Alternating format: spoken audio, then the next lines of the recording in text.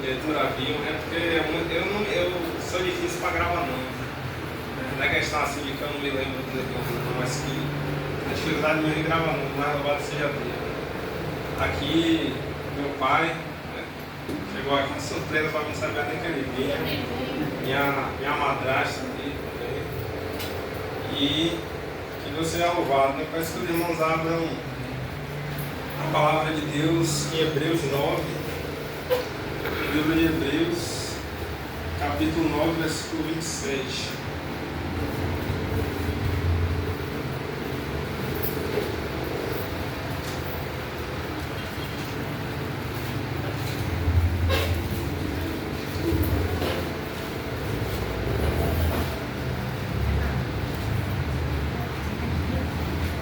Amém? Nessa série de domingos especiais estamos falando sobre o grande conflito, né? É isso? Sobre os eventos finais, na verdade, né? Eventos finais. Porque são dois temas bem próximos, um está dentro do outro, né? O grande conflito, os eventos finais. Nós vamos nos aproximando dos eventos finais do grande conflito, né? E um dos temas dos eventos finais é justamente a morte, né? O irmão, ele vem trazendo uma bela meditação, louvado seja Deus, né? A meditação que ele leu é visões para o céu, né?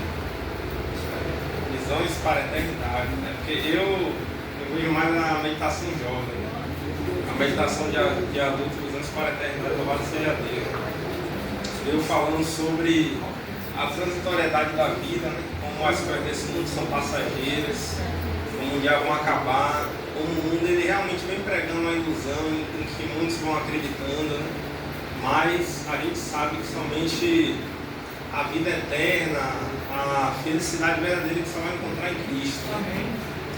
Hebreus 9, 27. Nós vamos fazer uma breve oração e logo após vamos iniciar a leitura. Amém? Senhor nosso Deus, eterno Pai, muito obrigado, Senhor, porque até aqui o Senhor tem nos ajudado. Louvado seja o teu nome, Senhor. Amém. O Senhor tem sido louvado e glorificado cada vez mais em nossas vidas. Amém. Te agradecemos pela tua palavra, a inspiração que o Senhor deixou. O Senhor usou os profetas para escrever, para que fosse para nós como um manual de instrução, uma fonte de fortalecimento, Senhor, uma fonte de consolo, uma fonte de iluminação, sabedoria para que a gente chegasse na eternidade. Senhor, nos ajuda a nos agarrar nessa única esperança que nós temos aqui nesse mundo, que é a tua palavra, que é viva, eficaz, verdadeira e em quem nós podemos confiar. Pai, fortalece nossa fé, Pai, nessa palavra de Apocalipse. Dá entendimento, compreensão dela, transforma a nossa vida, o nosso caráter, nos prepara para a tua volta. Amém. Em nome de Jesus. Amém. Amém. Amém. Glória a Deus.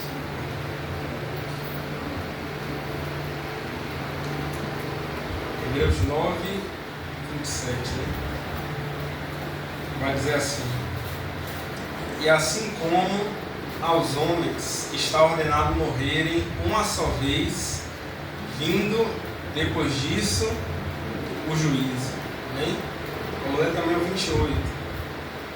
Assim também Cristo, tendo se oferecido uma vez por todas, né, para tirar os pecados de muitos, aparecerá segunda vez, não para tirar pecados, mas para salvar aqueles que esperam por Ele. Amém? Glória a Deus. Logo na introdução, eu gostaria de contar uma breve ilustração aqui para os irmãos, uma história de um rapaz que estava passando por um cemitério, e ao passar pelo cemitério, ele leu num túmulo uma inscrição que dizia, né? Amigo, preste atenção ao aqui passares.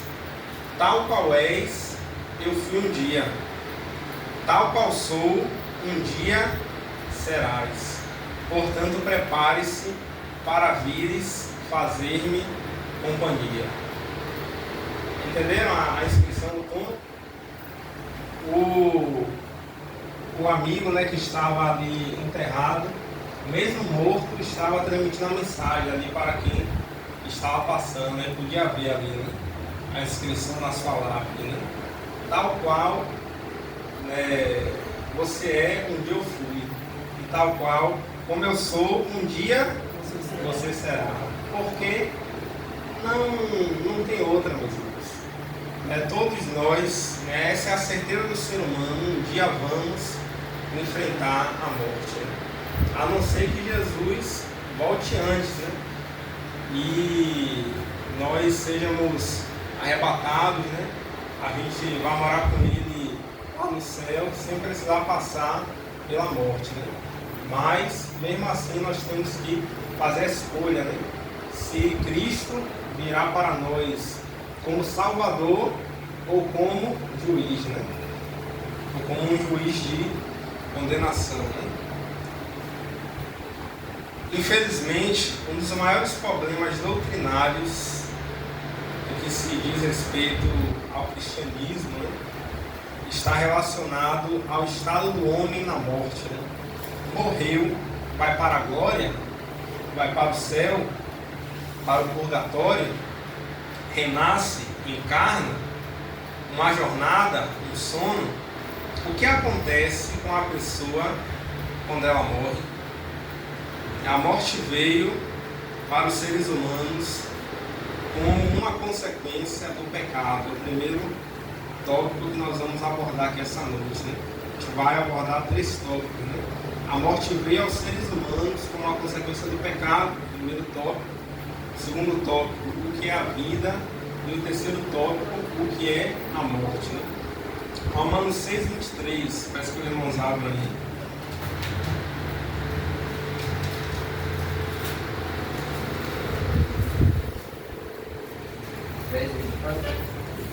Romanos 6:23.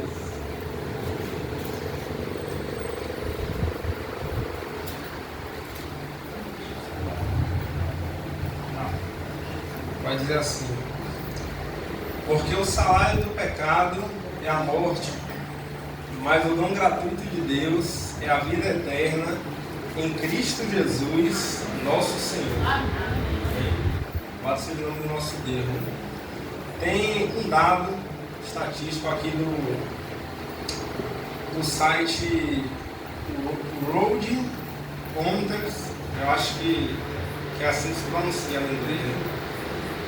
Um dado que vem dizendo que no mundo, em cerca de 1 minuto, a média de pessoas que morrem em 1 minuto são 97 pessoas, né?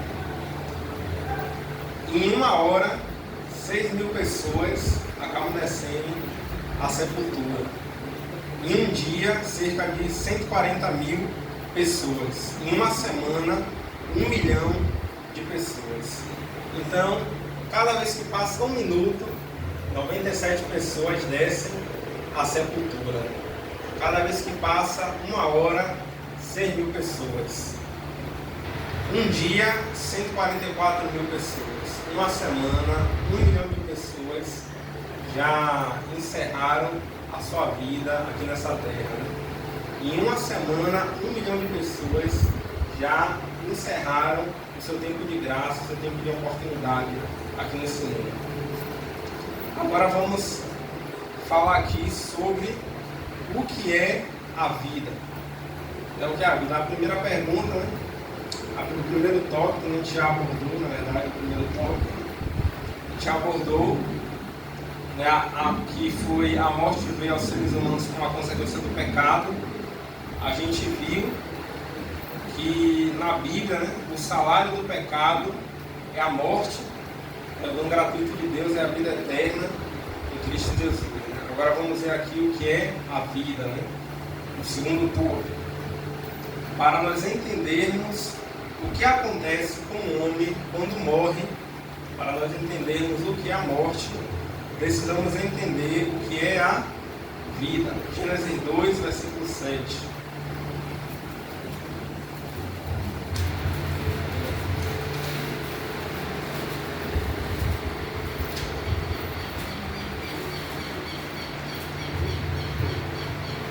Amém? Então o Senhor Deus formou o homem do pó da terra e lhe soprou nas narinas o fôlego de vida. E o homem se tornou um ser vivente. Amém? Quando nós vamos aqui em Gênesis ler os outros versos posteriores, no versículo 15 aqui, a gente vê que o Senhor Deus ele tomou o homem e o colocou no jardim do Éden para o cultivar e o guardar. Aí o Senhor Deus ordenou ao homem: de toda a árvore do jardim você pode comer livremente, mas da árvore do conhecimento do bem e do mal você não deve comer, porque no dia em que dela comer você certamente morrerá. Deus tinha criado o homem para a eternidade, né? Para a vida e para a eternidade também. Quando nós vamos ler Eclesiastes, ali o sábio Salomão vem falando que Deus colocou a eternidade no coração do homem, né? Então dá para gerar esse ventilador para eu falar?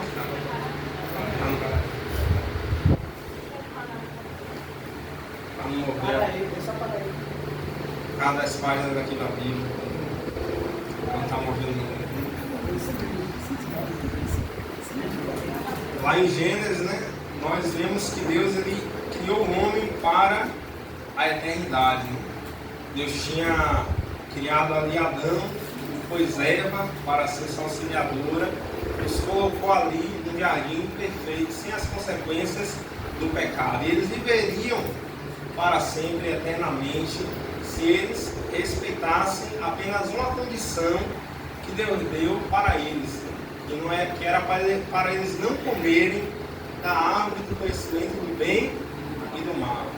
Mas certo dia, a gente já conhece a história, Eva ali, passeando no jardim do Éden, ela se afasta de Adão, é como Deus tinha instruído ela a não fazer. A palavra de Deus mesmo vem nos falando, né, que é melhor nós sermos dois do que um, porque se um cai, o outro ajuda a levantar. Quando nós estamos sozinhos, nós ficamos mais suscetíveis, né, a cair em tentação. Nós somos presas mais fáceis de Satanás. E muitas pessoas querem viver um cristianismo isolado, né? Muitas pessoas querem viver um cristianismo afastado do corpo de membros da igreja. Será que essa pessoa vai muito longe? Olha aí o exemplo de Eva, né? Olha o que a palavra nos fala, né, sobre a gente andar sozinho. É melhor a pessoa ser dois do que um, porque se um cair, o outro ajuda a levantar. Né? E Eva ali andando no jardim do Éden se depara com a serpente, que no livro História da Redenção vai dizer que era o animal mais belo que Deus ele tinha criado. Né? Era um dos animais mais belos e ela não rastejava como ele rasteja. Mas a serpente tinha asas e voava e tinha ali na sua aparência um brilho. Né? E Eva ali, ela se maravilhava muito com a serpente. Né?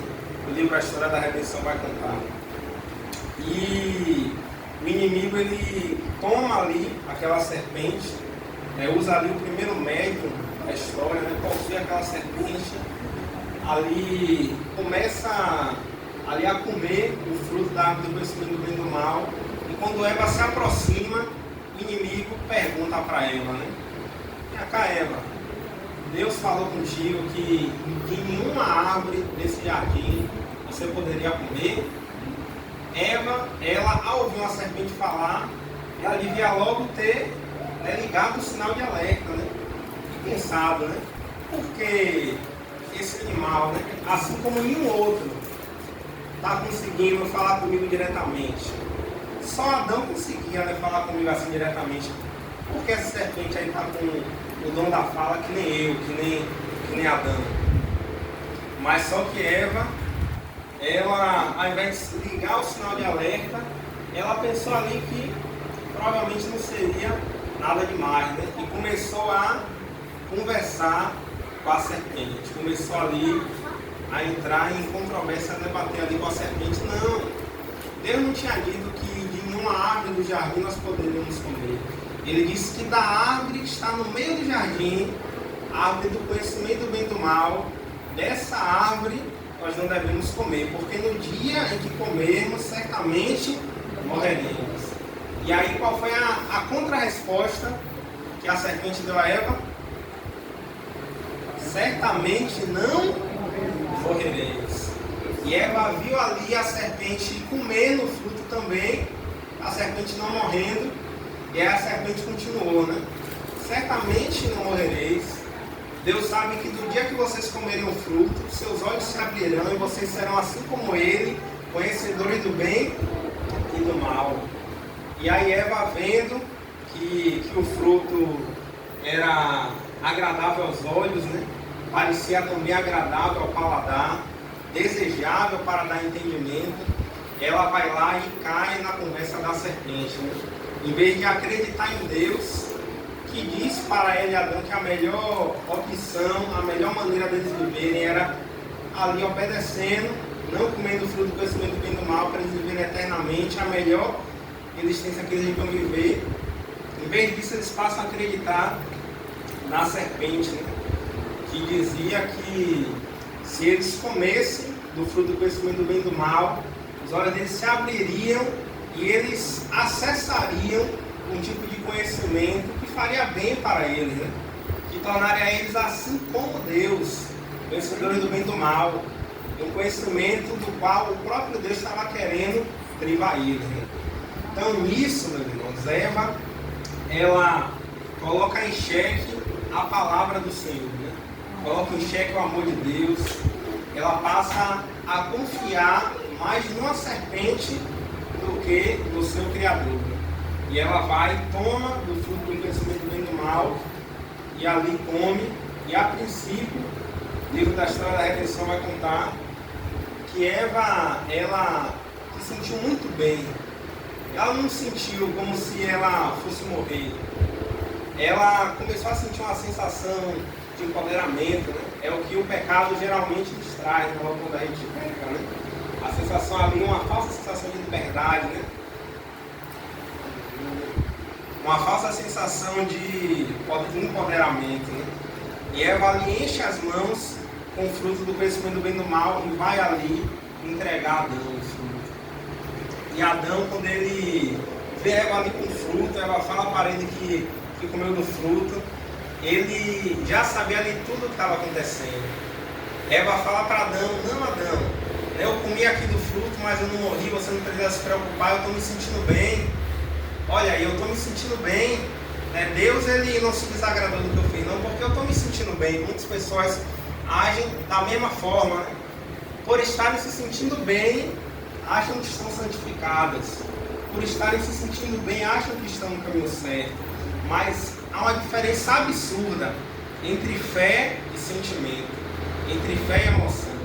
Fé não é sentimento. Sentimento não é sinônimo de fé. Você pode estar depressivo e ser uma pessoa de Deus, como Elias foi e sofreu com a depressão. Você pode estar alegre, saltitando de alegria, e mesmo assim estar também afastado do caminho do Senhor. E Eva ali, ela entrega o fruto para Adão. Adão sabia que Eva tinha pecado, ele sabia que ela estava condenada à morte, e ele toma do fruto e come porque ele não conseguia pensar em como é que ele viveria sem Eva. Porque ele amava muito Eva, ele não estava preparado para se separar dela. Ele sabia que ela tinha comido o fruto e ele ia morrer. Adão, ele não confiou em Deus, que Deus poderia prover para ele a falta que Eva iria fazer. É claro que Eva tinha pecado, e a gente sabe que ela foi enganada pela serpente, ela pegou, mas o pecado, né, e a morte entraram no mundo por causa de Adão.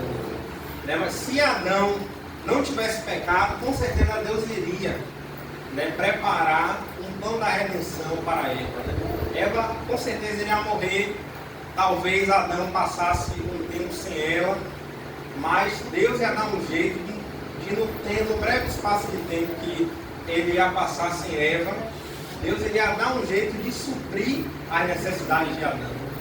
Eu pego a palavra de Deus diz no Salmo 23, versículo 1: o Senhor é meu pastor e de nada terei falta, nada me faltará. Em algumas traduções quer nada me faltará, tem outras que é de nada terei falta, né? Quando a gente vai traduzir do hebraico, a melhor tradução que se aplica ao português é de nada terei falta, né?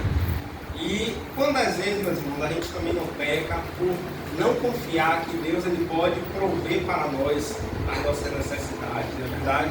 Deus é um Deus que pode suprir as nossas necessidades, não somente físicas, não somente financeiras, que a gente costuma muito pregar que Deus ele pode, né, suprir nossas necessidades financeiras, Deus ele pode prover nossa necessidade de alimento, mas Deus ele é um Deus que também prove nossas necessidades sociais, nossas necessidades emocionais também.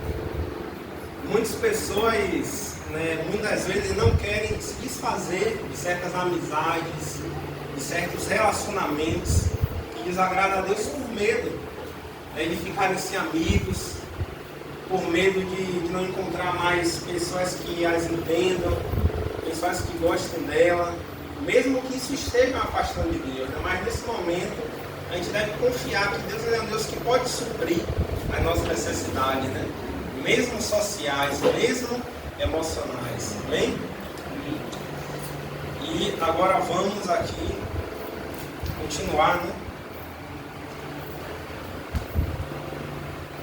Quando nós voltamos um pouco atrás, a gente conhece a história.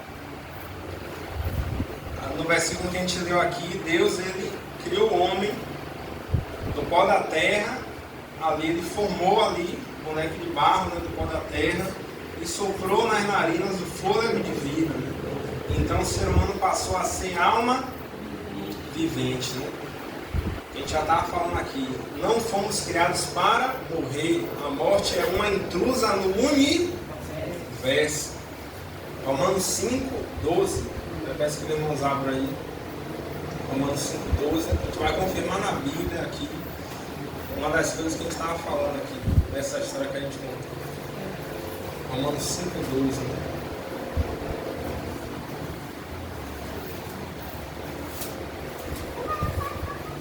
Romanos 5:12, amém? Vai dizer assim: portanto, assim como por um só homem entrou o pecado no mundo, e pelo pecado veio a morte, assim também a morte passou a toda a humanidade, porque todos pecaram. A palavra de Deus vai dizer, 2 Coríntios 5:20, que todos pecaram e destituídos estão da glória de Deus. Agora vamos ver aqui o que é a morte na Bíblia, né?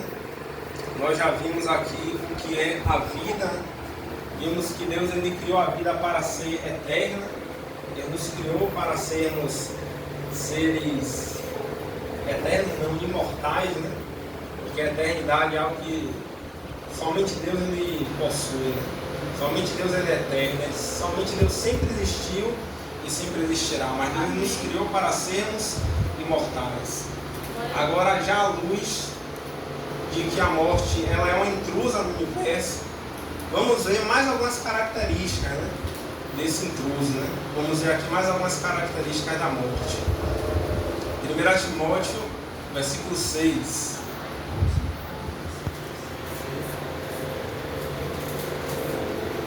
1 Timóteo, versículo 6.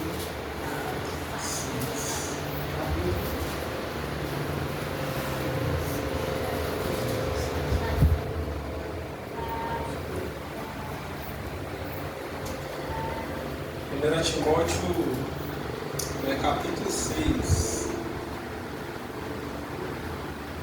Capítulo 6, versículo 14.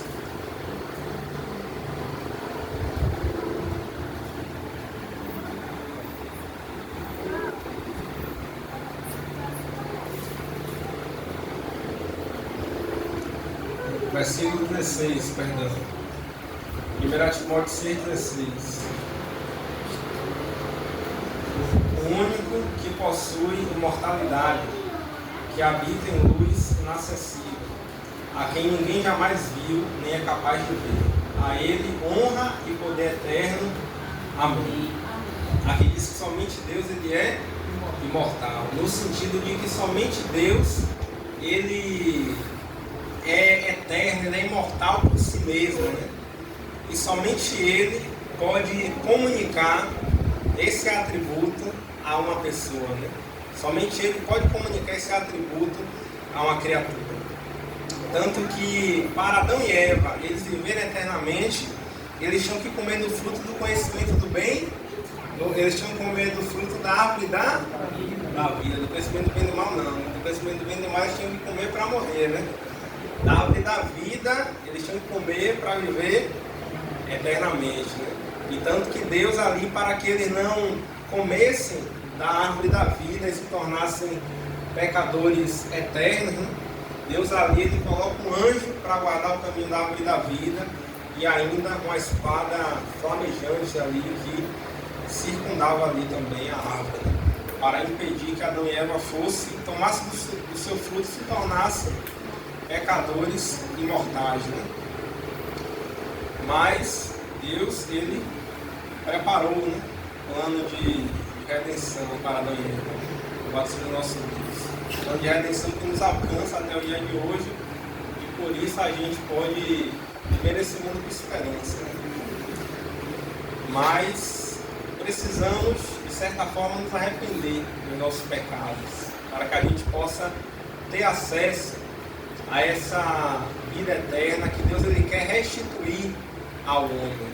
É porque o que Deus não queria era que Adão e Eva não se arrependessem dos seus pecados, comessem da árvore da vida e passassem a ser pecadores imortais, né? Somente quem vai receber a imortalidade são os santos, né? E o que é santo, né? Ao longo da história foi se deturpando o conceito de santo. Na verdade, a santidade que a Bíblia apresenta não é aquela que a pessoa tem por viver sem pecado, porque todos nós pecamos, né, destituídos estamos da glória de Deus. Quando nós vamos fazer um estudo mais profundo na Bíblia, nós vemos que nós não conseguimos viver completamente sem pecado, porque a vereda do justo é como a luz da aurora, vai brilhando, brilhando até ser dia perfeito. Quando é que vai ser dia perfeito que a gente vai viver completamente sem pecado? Na volta de Jesus, né? Ali em 1 Coríntios 15, ali vai dizer que é quando o que é corruptível vai se revestir da incorruptibilidade. E aí o apóstolo Paulo vem falando: onde está a morte, a sua vitória? Onde está a morte, o seu aguilhão? O aguilhão da morte é o pecado. E a força do pecado é a lei. Mas já não mais existirá morte, porque naquele instante ali que eu ia nos transformar, quando nós estivermos incorruptíveis, quando nós perdermos essa nossa natureza pecaminosa, nós não vamos mais precisar nos preocupar em pecar e nem em ficar sujeitos, né, a uma nova morte e Deus precisar fazer outro plano da redenção. Aí sim nós vamos viver eternamente uma vida sem pecado. Que Deus não permitiu que a gente vivesse, que Adão e Eva vivesse como pecadores, porque Ele sabia que para Adão e Eva ali, aquela vida seria na verdade um inferno. A gente pensa hoje, né? Pô, não quero morrer. Quem quer morrer aqui? Ninguém quer morrer, né? Mas uma vida de pecado eternamente é um inferno, meus irmãos. Deus ele faz um favor para os pecadores, né? Ao Ele eliminar ali, né, os pecadores, né? Que são as pessoas que não querem viver perto de Cristo, né? Não é aquela pessoa porque santo não é aquela pessoa que vive sem pecado, é aquela pessoa que quer viver constantemente ali buscando estar mais perto de Jesus, né? Mesmo caindo, levantando, tropeçando, levantando de novo, buscando melhorar. Santo é isso, né? Mas Deus, Ele faz um favor para os pecadores. Porque imagine Deus ele permitir que uma pessoa vivesse eternamente, anos sem fim, uma existência com doença, com assassinato, com estupro, com morte, com trauma, com problema psicológico. Imagine como seria ruim para essa pessoa viver uma existência dessa eternamente. Imagine como seria ruim. As pessoas vão falando, né, que muitas das coisas que existem hoje só começou a existir depois do pecado. É mentira. Muitas das coisas que existem hoje já existia antes do pecado, mas são coisas que foram alteradas, né? São coisas que hoje são usadas de forma indevida pelo ser humano, né? As emoções, né, humanas sempre existiram.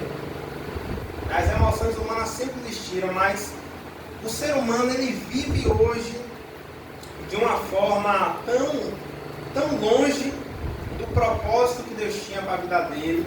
Primeiro porque o ser humano ele não foi criado para viver longe de Deus, né? Para não enxergar, né, a face do seu Pai, né? Do seu Pai Celestial. O ser humano hoje ele vive tão distante do ideal de Deus para a vida dele, que vem as doenças, né? Vem ali a depressão, vem a ansiedade, vem a tristeza, vem o desânimo, mas as emoções elas sempre existiram, né? A capacidade física sempre existiu, o ser humano que usou isso para matar, né? Como Caim usou para matar Abel, né? A inteligência ela sempre existiu, o ser humano que usou para fazer o mal, né? O aço, né, ali, os metais sempre existiram, o ser humano que usou para criar a arma, né? Deus ele criou o ser humano para desenvolver novas tecnologias, mas o ser humano que usou essa capacidade e os meios naturais que Deus tinha dado para ele para fazer essas coisas do mal, né? E com isso veio a morte, né? A morte que entrou no mundo, né?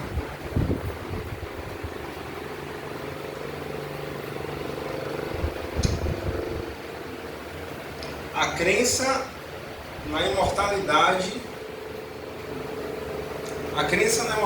da alma surgiu da primeira mentira na terra, né, dita pelo diabo, que a gente já viu, né? O pai da mentira, ele usou a serpente como médium e disse a Eva: certamente não morrereis. Vamos abrir aqui João 8, 44, a gente vai ver aqui, aí ele vai subir, falando aquilo que a gente já falou. João 8, 44, vai falar aqui sobre o pai da mentira, né, que é o diabo. O diabo até hoje ele vem contando várias mentiras, né?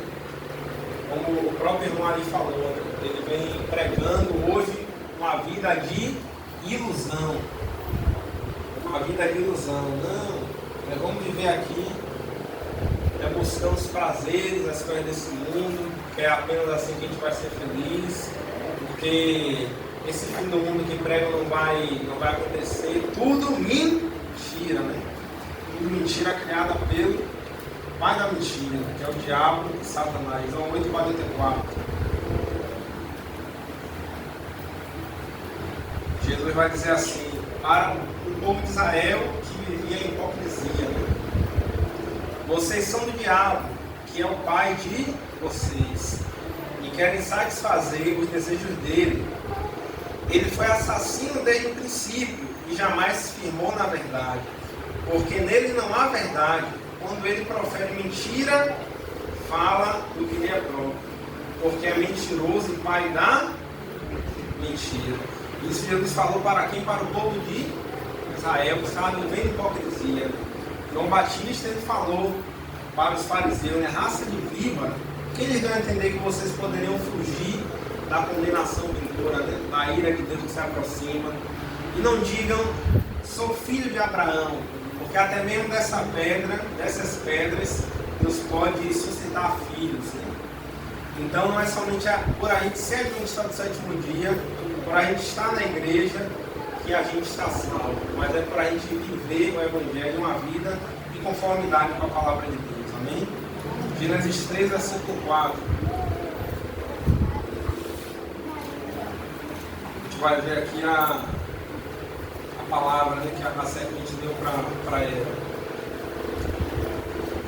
Então a serpente disse à mulher, o que a gente já falou aqui, é certo que vocês não morrerão, porque Deus sabe que no dia que dele comer, os olhos de vocês se abrirão e como Deus vocês serão conhecedores do bem e do mal. O Satanás ele vem prometendo, né, muito prazer, muita vida no pecado. Há uma sensação de empoderamento, né, que Eva sentiu ali ao tomar do fruto da árvore do conhecimento do bem e do mal. Mas depois, a sensação logo passa. O livro História da Redenção vai dizer também que quando Adão toma do fruto e come, ele ali começa a sentir uma sensação de terror, né? Ali ele começa a se dar conta do que ele tinha feito, né? Da enormidade ali, né? Da gravidade do pecado que ele tinha cometido. E aí, tanto ele como Eva, depois disso, percebem que estão nus e começam a pensar, meu Deus, como é que eu vou me encontrar com o Senhor e com os anjos dessa forma, estando nus? Não posso, vou cozer para mim folhas de figueira. E os dois ali fazem ali roupas de folha de figueira para se vestir, tentando cobrir a sua nudez, mas Deus, ele ali, ao se encontrar com Adão e Eva, sacrifica o primeiro cordeiro, né? Se sacrifica o primeiro cordeiro. Foi Adão que sacrificou ali o primeiro cordeiro, que apontava para o sacrifício de Cristo, que ali no Jardim do Éden Deus já tinha profetizado que viria, quando disse que por inimizade entre a descendência de Eva e a descendência da serpente, o descendente que nasceria ali da linhagem de Eva, que era Cristo, esmagaria a cabeça da serpente, né? Enquanto a serpente lhe feriria o calcanhar. E foi o que aconteceu na cruz do Calvário, né? Que a serpente ali, ela ali feriu o calcanhar de Jesus na cruz, mas Cristo, depois que ressuscitou, depois que foi lá para o céu, atua como nosso sumo sacerdote no santuário celestial, para nos entregar a salvação, perdoar nosso pecado, nos salvar por sua graça, nos dar eternidade, né? Eliminar Satanás por completo da existência desse universo, para que não haja mais pecado. Cristo está esmagando a cabeça da serpente, né? E somente por ele que nós conseguimos a redenção, né? A remissão do nosso passado aculturado, de todos os pecados que nós cometemos. Somente ele pode tirar de nós ali o manto da justiça própria, a nossa justiça, que Isaías vai dizer que é comparada a trapos de imundícia, né? Nossas obras, colocar sobre nós vestes nupciais, né?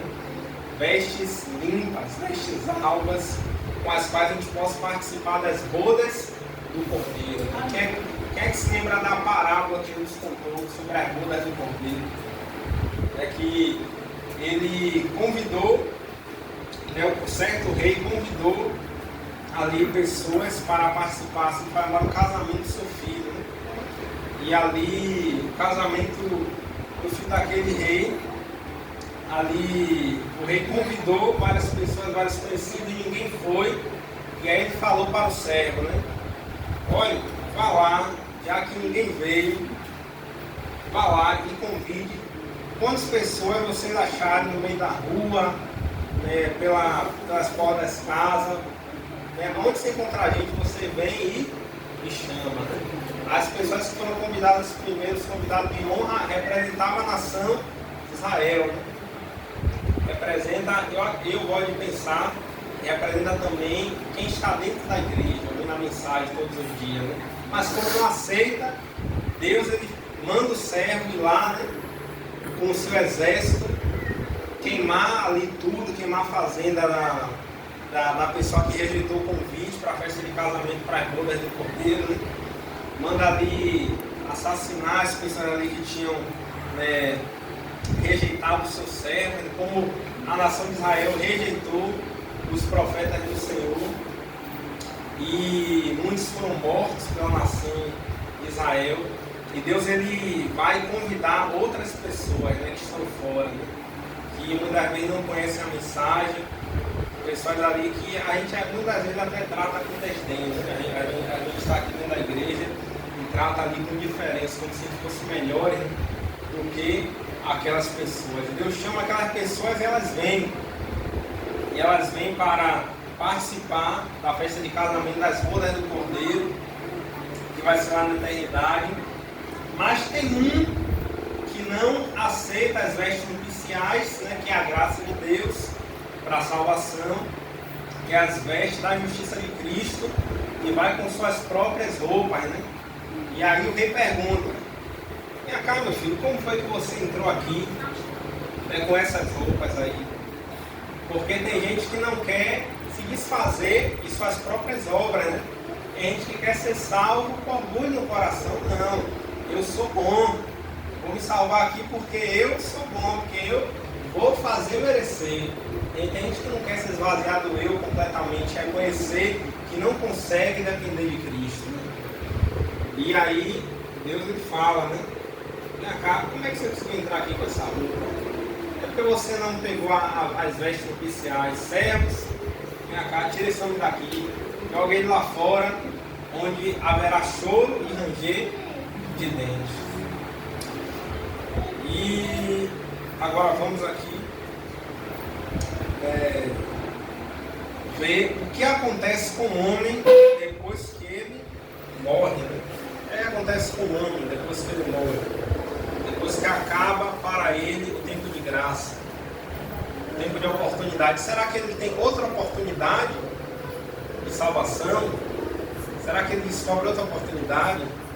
Será que ele fica no estado de inconsciência? Será que ele já vai para a glória ou já vai para o inferno? Vamos ver aqui. É ali Eclesiastes 12:7, né? O irmão já está até vendo aqui. Eu aqui tentando fazer de monte de vez, tem já tudo com a resposta aí, né? Mas vamos ver aqui na Bíblia mesmo, aqui, Eclesiastes 12:7, né? Vamos ver aqui os versos.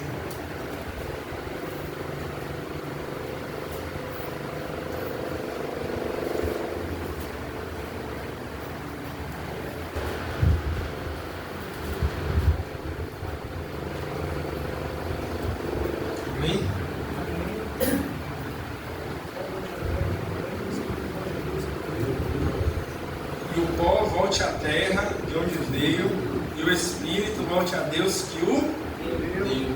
Menos fôlego de vida. Volte a Deus que o deu. João 14, versículo 11. Aí. É Jó, né? É Jó 14, versículo 11. Jó 11, do 11 ao 14, não?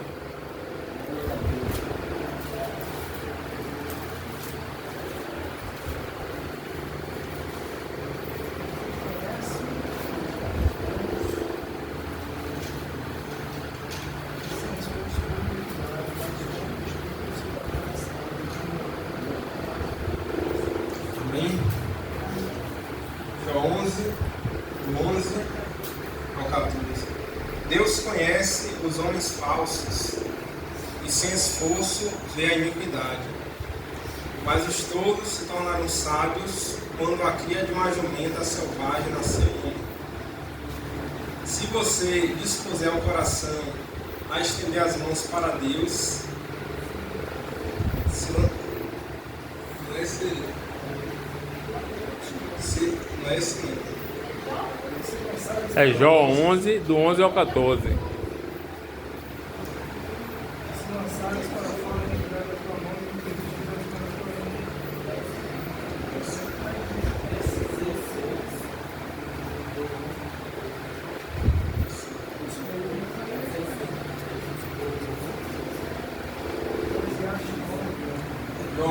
Vamos ler aqui, João 11, versículo 20. Já está em Jó, vamos ler aqui, Jó 11, 20. Mas os olhos dos ímpios desfalecerão, sem que encontrem refúgio, a única esperança deles será morrer. Bem? Oi? É morrer, né? Eclesiastes 9, versículo 6.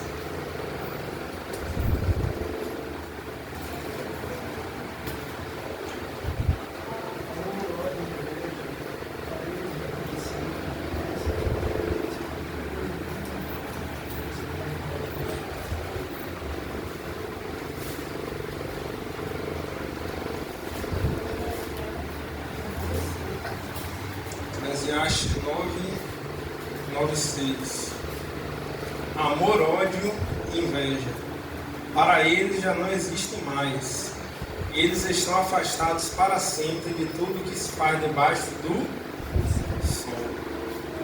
Agora, Eclesiastes 9:10, é no mesmo capítulo. Eclesiastes 9, versículo 10. Tudo que vier às suas mãos para fazer, faça-o conforme as suas forças, porque na sepultura, que é para onde você vai, não há obra, nem projetos, nem conhecimento, nem sabedoria alguma. Agora, Eclesiastes 9:5. Porque os vivos sabem que vão morrer, mas os mortos não sabem nada, e não têm nenhuma recompensa a receber, porque a memória deles jaz no esquecimento. E Salmo 115:17.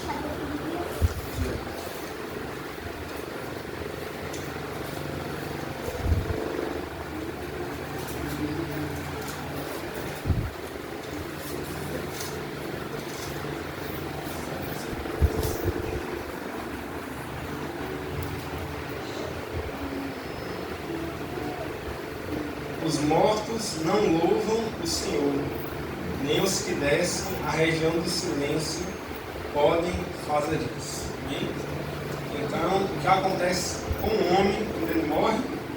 De acordo com a Bíblia, o homem volta a pó, o fôlego de vida, o espírito volta a Deus que deu, o homem ele fica em um estado de sono, né, comparado ao sono, como quando Jesus falou para o discípulo que Lázaro ele dormia, e isso é comprovado em Eclesiastes 9, 6, 10 e 5, né?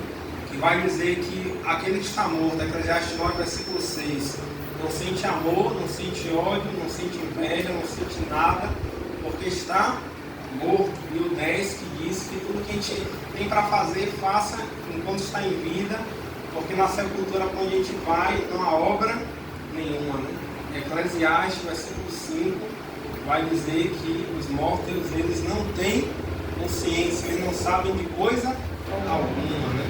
Então é como se eles estivessem em estado de sono, não louvam ao Senhor, não fazem mais nada, não tem mais como eles quererem pagar, né, pelos seus pecados dessa vida.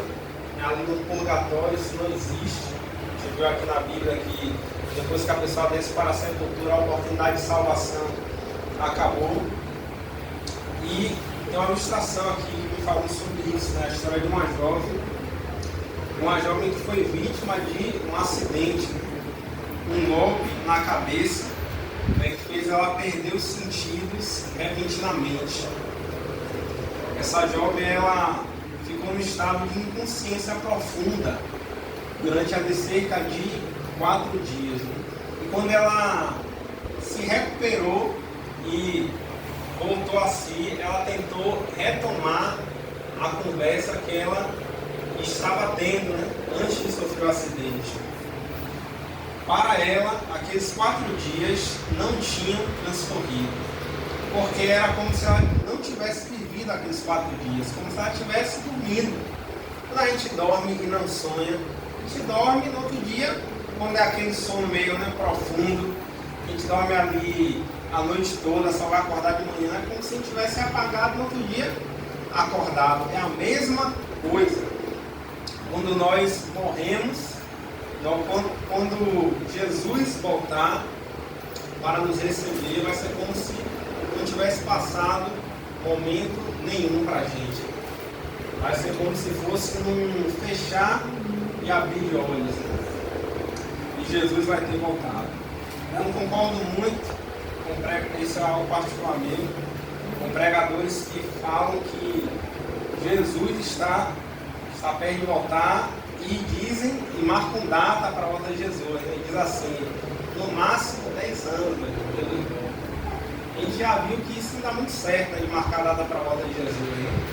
Em 1843, 1844, grandes apontamentos, muita pessoa saindo da igreja. O O próprio Jesus, ele fala na palavra de Deus que do dia e a hora ninguém sabe. Só Deus sabe o dia que ele vai voltar. Mas de uma coisa nós sabemos, que algum dia, que a gente não sabe quando, pode ser até mesmo hoje ou amanhã, daqui a 1, 2, 3, 5, 10, 20, 30 anos, algum dia que a gente nem espera, enquanto a gente estiver talvez como o povo antediluviano estava, ali envolto em comer, em beber, em se dar em casamento, Jesus pode voltar para nós por decorrência da nossa morte, meus irmãos. E quando Deus pedir a nossa alma, o que é que nós vamos ter para dar? Não é verdade? Se nós somente acumularmos tesouros aqui nessa terra, quando Deus pedir a nossa alma, o que é que nós vamos ter para dar? E todo homem, é como ali no final do livro de Eclesiastes, o sábio Salomão vai dizer, todo homem deve guardar os mandamentos de Deus. Em suma de tudo que Salomão viveu, depois de ter experimentado tudo nessa terra, ele chegou à conclusão, primeiro, que tudo era vaidade, e segundo, a soma de tudo que eu vivi é: teme ao Senhor e guarda os seus mandamentos, porque isso é dever de todo homem. Todas as obras, quer sejam boas, quer sejam más, quer tenham sido feitas a escondido, quer tenham sido feitas à luz do dia, vão ser expostas naquele grande dia. Então, certo como você se encontra aqui hoje, sentado no banco dessa igreja, com certeza tu estarás no dia do juízo diante de Deus. E dos olhos que tudo vê, dos olhos que tudo prescruta, não se passa desapercebido nenhum pensamento que fica no mais profundo do nosso coração. Amém?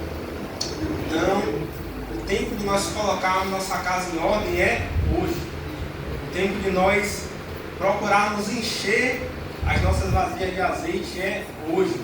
Podemos não saber a hora que Jesus vai voltar. Talvez ele possa demorar muito tempo. Mas se você morrer hoje, se Deus pedir tua alma hoje, e ele dizer, como falou ali para o homem da parábola, estava querendo juntar tanto tesouro aqui nessa terra e viver de ilusão, louco, hoje te pedirá a tua alma o que tu tens para dar, o que é que tu vai dizer?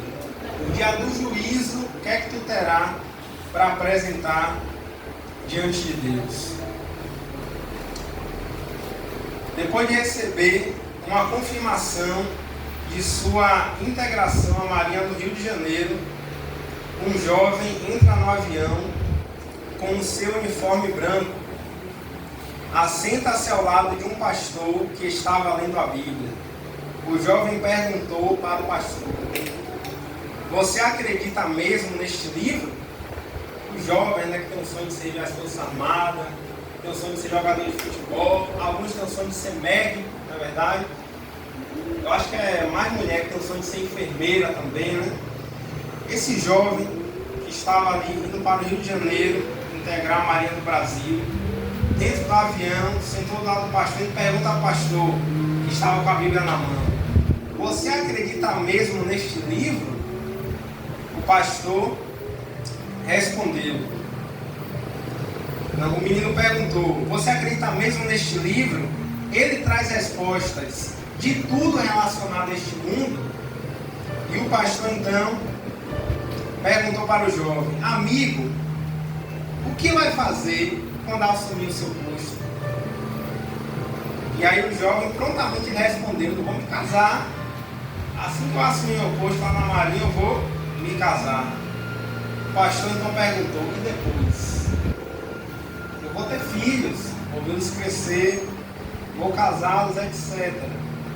E depois? Eu vou me aposentar. O jovem respondeu: e depois? Possivelmente eu vou morrer. E depois? Para essa pergunta, eu infelizmente não tenho resposta. Eclesiastes 9, versículo 10.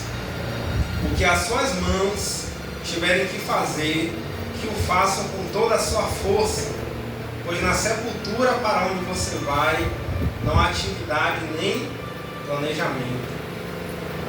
Só podemos ser salvos enquanto estivermos vivos. O que é que nós deveríamos, depois de tudo que a gente falou aqui, buscar, em primeiro lugar, com todas as forças de nossas mãos? E Eclesiastes 9, versículo 10 vai dizer assim: o que as suas mãos tiverem que fazer, que o faça com toda a sua força. Pois na sepultura para onde você vai, não há atividade nem planejamento. Mas se tudo que a gente buscar aqui nessa terra vai passar, se o próprio Salomão disse que tudo isso aqui é correr atrás do vento, o que é que na verdade a gente deveria estar buscando em primeiro lugar com todas as nossas forças? O reino de Deus. Já dizia Jesus: busquem, pois, em primeiro lugar o reino dos céus e a sua justiça, e as demais coisas vos serão acrescentadas. Só podemos ser salvos enquanto estivermos vivos. Vida eterna, a aceitação do plano da redenção em Cristo, garante a promessa de vida eterna com Deus e a esperança de uma eternidade cheia de alegria, paz e felicidade. Amém? Vai ter um louvor especial?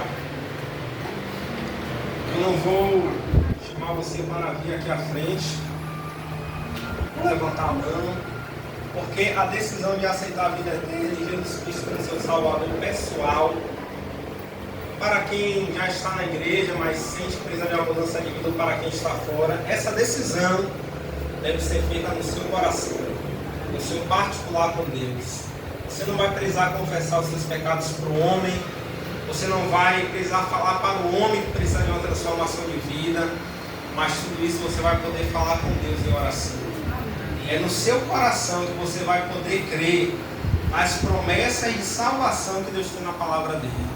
E você vai poder receber tudo isso, toda essa eternidade que Deus tem prometida para cada um de nós, independentemente do que a gente fez ou deixou de fazer. A palavra do Senhor vai dizer que onde abundou o pecado, superabundou a graça. Amém?